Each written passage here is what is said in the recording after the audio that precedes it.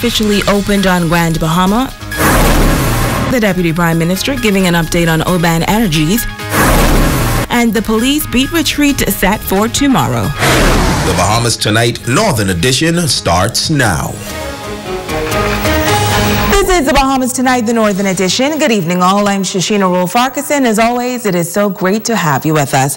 Topping news is service at the Pro-Cathedral of Christ the King officially launching the legal year here on Grand Bahama. Members of the judiciary hearing a sobering message from the rector of the church who admonished them to ensure that justice is seen to be done. Megan Shepard was there.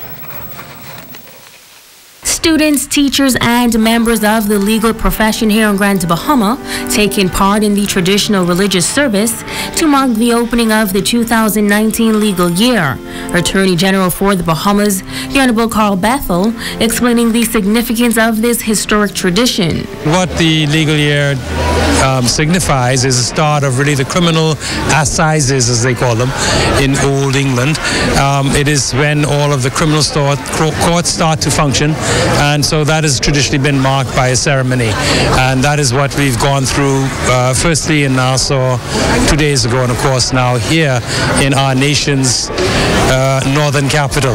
Rector of Pro-Cathedral of Christ the King, Canon Norman Lightbourne, delivering the charge to the legal professionals. In a sobering sermon, he notes that he believes that the general public is losing faith and confidence in the judicial system here in the country because the wheels of justice are not moving fast enough. I can't support this notion. As a justice of the peace of this country, and as a priest and as a law, I can't support that notion. Taking the law in your own hand. No. But I feel for a lot of people. The truth is, when we fail to respond in a timely manner to persons in search of justice, people do lose faith and resort to self-help in taking the law in their own hands. He reminded the legal professionals that they are the gatekeepers of justice and guardians of fair play. We need your help as non-lawyers of our country. We need your assistance. We need you to help us so that we could feel better about justice in the land. You can help us. You are the learned ones. You can do something to change the perception, at least. And I wonder if I could ask you to add that to your resolutions this year. Canon Lightbourne also noting that a Chief Justice has yet to be appointed for the nation. He says he is calling out to the powers that be to rectify this matter for the betterment of the entire legal system. Common sense can tell me that we have persons in our country for such a time as this able to be named Chief Justice.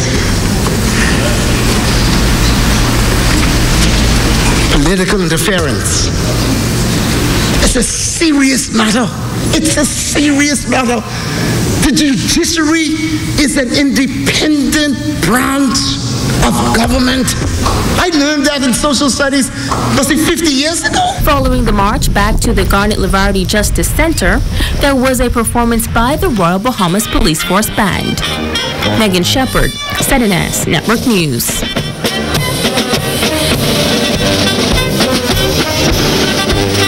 Now, while on Grand Bahama, the nation's Attorney General, Senator, the Honorable Carl Bethel, also addressing the condition of the Garnet Levarity Justice Center. A contract was signed in November of last year to facilitate refurbishments at the court complex. The Attorney General giving a timeline as to when the work will begin. Next week, construction will start to renovate the roof, to thoroughly renovate both the external and the interior of the courts, and it's going to be an investment of nearly $2 million. And the work starts next week. It will also, because we've fixed the roof, fix the problem that led to suggestions of infections of mold, etc., and hopefully will lead to improvements and enhancement of the quality of justice here in Freeport and on the island of Grand Bahama. Now, he added that more employment is also planned for the center in the near future. We're also looking to the question of the engagement of needed court marshals so that we can deploy some and hire some Grand Bahamians as court marshals to man the magistrates' courts and, of course, the Supreme Court. And we hope to post a second justice of the Supreme Court here in Freeport as well during the course of the year. Of course, that's a matter for the judiciary. When I say we hope to, it's because we have to try and make the building serviceable and ready to accommodate. And once it is ready to accommodate, then we hope that one will be posted. Well, many have questioned whether or not the Oban Energies project is still on tap for East Grand Bahama. The $5.5 billion possible investment mirrored in controversy following the signing of the heads of agreement between the government of the Bahamas and Oban Energies. Now, the government is looking to make extensive changes to the heads of agreement should the principals of Oban and the board of Oban Energies agree. Tonight, the Deputy Prime Minister gives this update. As the government seeks to amend a number of legal provisions in the controversial Oban Energies heads of agreement, reports indicate that a meeting is planned for the two parties to discuss the way forward. A cabinet subcommittee has been appointed to deal with these matters, particularly those provisions which they feel are at a disadvantage to the residents of Grand Bahama and to the Bahamian people generally.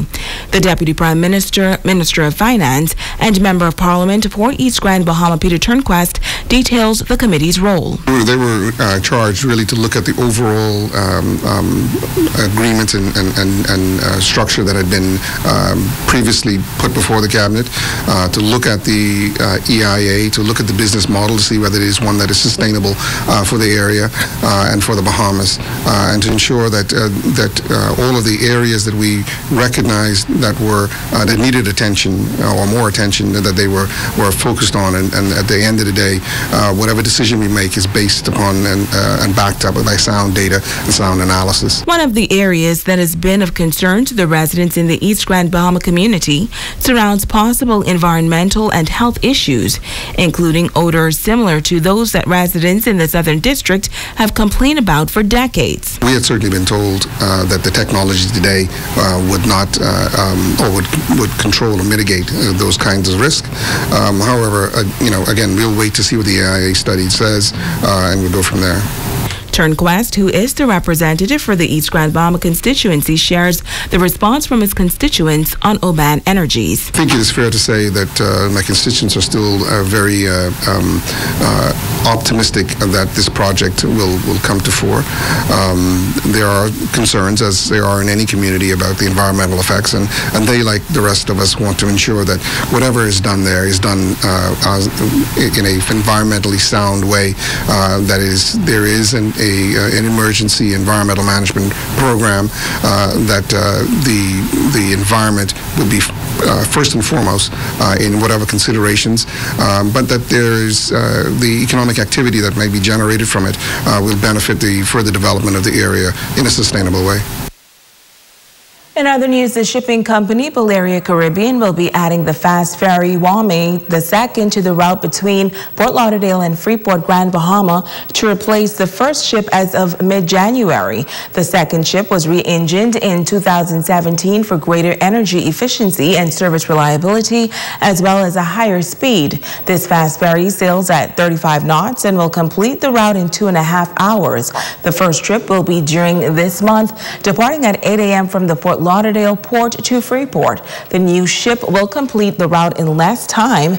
Moreover, according to the press release, the interior was recently reformed for more passenger comfort. Valeria Caribbean offers 4 weekly connections between Fort Lauderdale and the island of Grand Bahama on Tuesdays, Fridays, Saturdays, and Sundays, with departures from Fort Lauderdale at 8 a.m. and from Freeport at 6:30 p.m. You're watching the Bahamas Tonight, the Northern Edition. Stay with us. There's more news right after this break.